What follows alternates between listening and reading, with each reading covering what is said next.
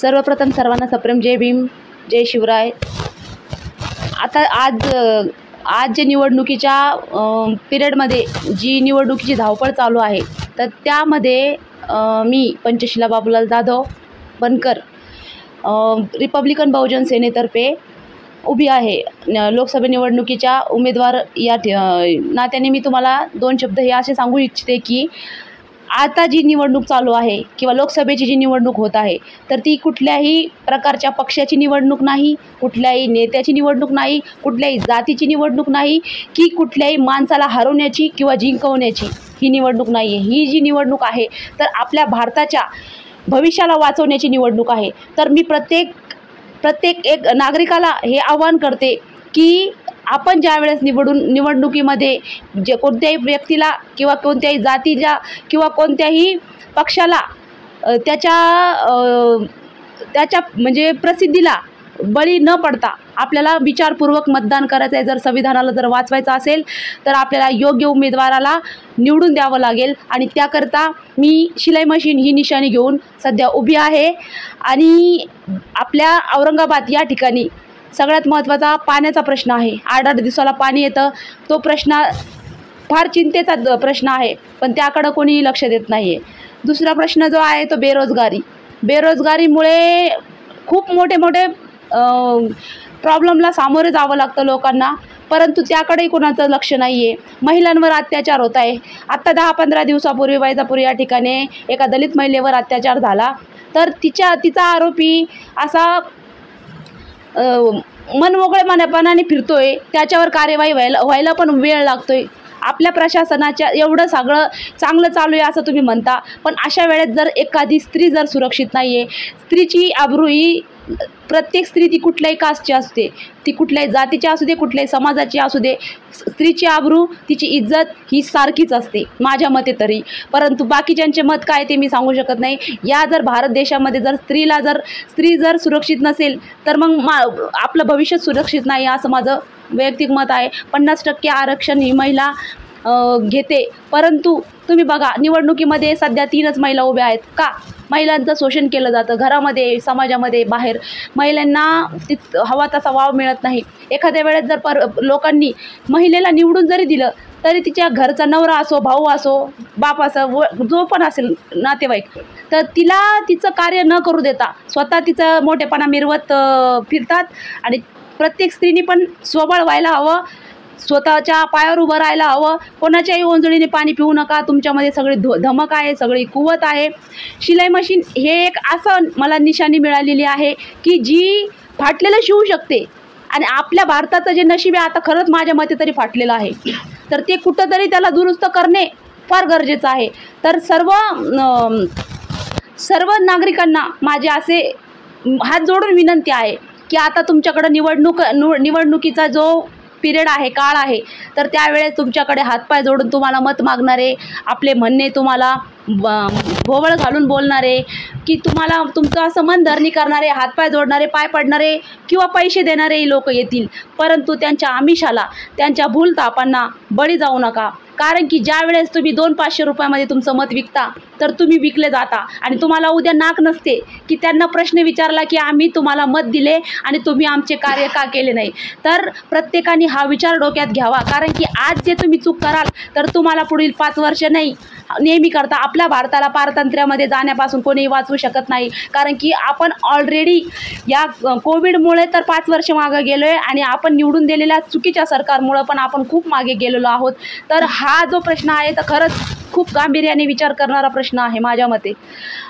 आणि तुम्हाला एक प्रश्न असा आहे, आपल्या जिल्ह्यामध्ये बेरोजगारी फार वाढलेली आहे आणि 3 MIDC आहे, एक वाळूची आहे, MIDC आणि 3 आहे, तरी पण बेरोजगारी आपल्या जिल्ह्यामध्ये दिसून येते, काय सांगाल?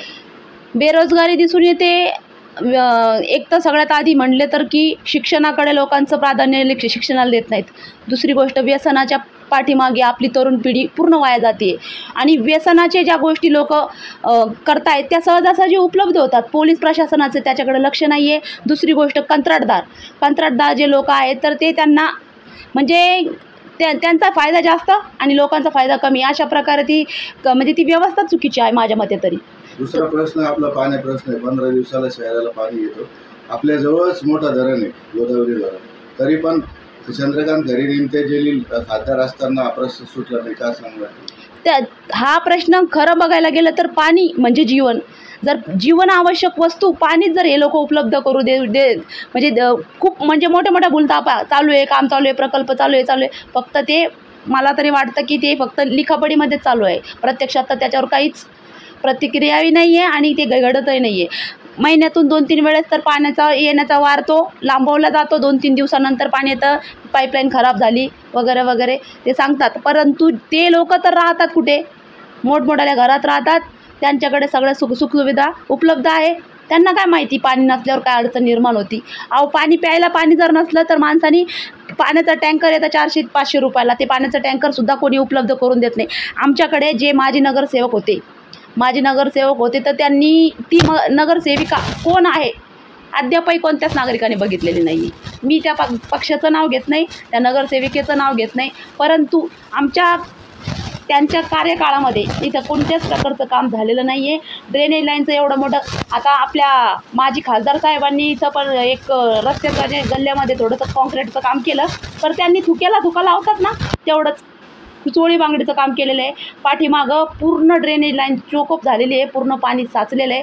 त्या पाण्यामुळे लोकांचं आरोग्य धोक्यात आलेलं आहे. कित्येक लोकांनी फेसबुकला सोशल मीडियाला ते टाकलं, परंतु त्याच्यावर कोणी अजूनही दखल घेतली नाही. खासदार आमदार काम करत नाही करत काम. ते काम केलं असं तर प्रॉब्लेमच नसते ना. ते फक्त तिथे करतात, तिथे आदेश देऊन टाकतात, परंतु प्रत्यक्षपणे त्यांना माहिती आहे की काम होतात का.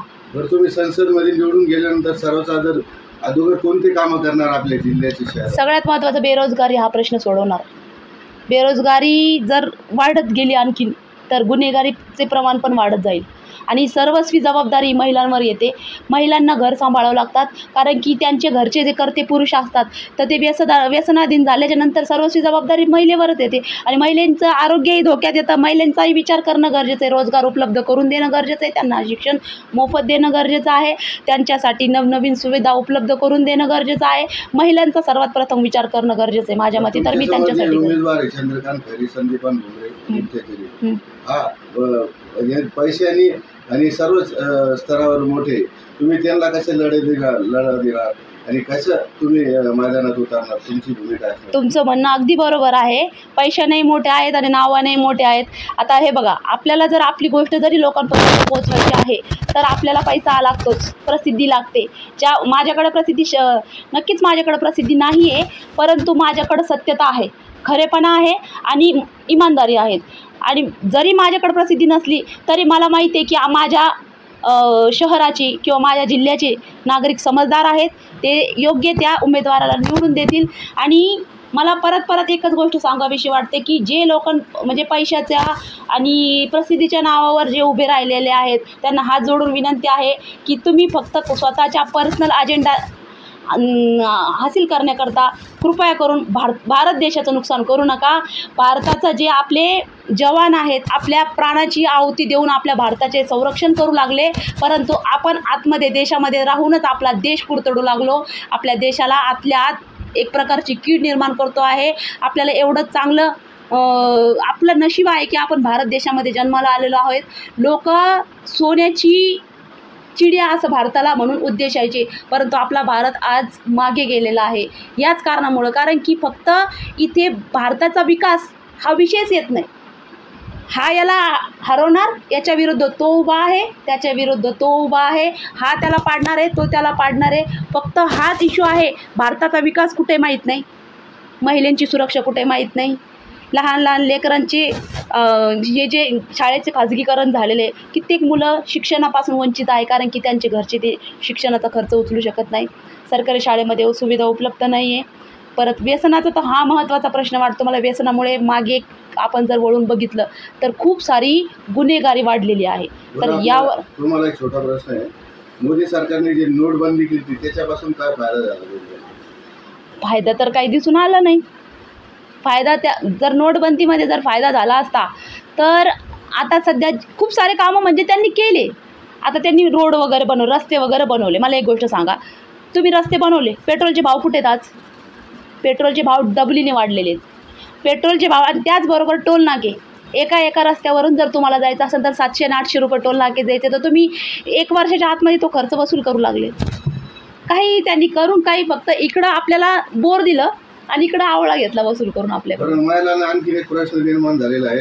100 रुपयाचा गॅस घ्यायचा जे महिलांना आधार कार्डवर जे महिलाला द्यावं लागले, नंतर ते गॅस संपल्यानंतर ती गॅस त्यांना 900 रुपयाला भेटायला लागलं. पण ते 100 रुपयाचं भेटलं त्यांना गॅस, पण ते भरायच्या वेळी 900 रुपये भरतात. ते म्हणे ते उलटच झालं. आम्ही सांगितलं 100 रुपयाचं गॅस फुकट त्यांना भेटलं, पण आता ते भरते वेळेस त्यांना 1000 रुपये द्यावं लागले. नाही तर गॅसचे चार्जेस तितकेच घेतात ना. तुम्ही 100 रुपयामध्ये द्या की 1000 रुपयामध्ये द्या, गॅस सिलेंडर हा 1000 रुपयाच्या वरतीच भरून मिळतो. भ्रष्टाचार आणि भ्रष्टाचारही असा वाढलेला आहे की ज्यांना सुविधा पाहिजेत त्या सुविधा पैसे दिल्याशिवाय मिळत नाही. कुठली सुविधा असू द्या, ती निराधारची गोष्टी असू दे की महिलांना ते जे अन्नधान्याची किट असू दे, राशनवाल्यांची ती, आणि ते आणखीन एक आरोग्य कार्ड तरी आहे एक विषय. ते जे आरोग्य कार्ड मिळालं आहे, आयुष्यमान कार्ड तर ते आयुष्यमान कार्ड फक्त कागदोपत्री एक मिळालेला कागद आहे. लोकांची तक्रारी आयुष्यमान कार्ड चालतच नाही. ते हॉस्पिटलमध्ये जाऊन आम्ही चर्चा पण केली, त्याचा काहीच फायदा हॉस्पिटलमध्ये झालेला नाही. तुम्हाला काय वाटतं ते योग्य आहे? ते अगदी चुकीचं आहे. लोक, तुम्हाला एक गोष्ट सांगू वाटते मला की 250 ते 300 रुपये खर्च होतो त्या करता लोकांना. तरी ॲटोने जावं लागतं. ते काय घराजवळ अवेलेबल थोडे असतात कुठल्या ऑफिस वगैरे. लोक जाऊन एवढा अर्जंट ते बनवतात, तर लोकांची दिशाभूल केली जाते खरं तर. दुसरा प्रश्न असा दिसून आला आपल्या शहरामध्ये, कामगार उपायुक्त कार्यालय आहे.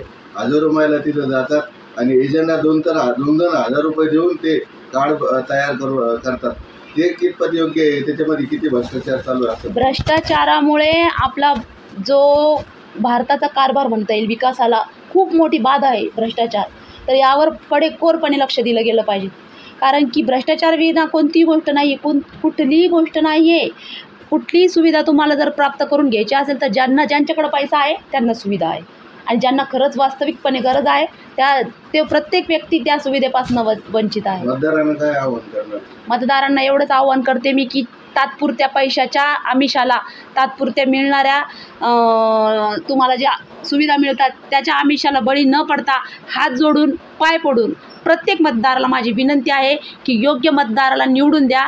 आणि जर माझ्यावर जर विश्वास ठेवत असाल तर म्हणजे मी माझं भाग्य समजेल. कारण की मी पैसे तर देऊ शकत नाही, कारण की माझ्याजवळ तुम्हाला देणाऱ्या विश्वासाशिवाय आणि तुमच्यासाठी माझ्या मनापासनं, इच्छेपासनं आणि इमानदारीने लढण्याशिवाय दुसरं काहीही एक नाही आहे. आणि प्रत्येकानं एवढंच आवाहन करते मी की योग्य त्या उमेदवाराला तुम्ही निवडून द्या आणि आपलं भारताचं जे अंधारात जाणारं भविष्य त्याला वाचवा. हे तुमच्याच हातात आहे. माझं नाव पंचशिला बाबूलाल जाधव, बनकर, रिपब्लिकन बहुजन सेना, आणि माझी निशाणी आहे शिलाई मशीन.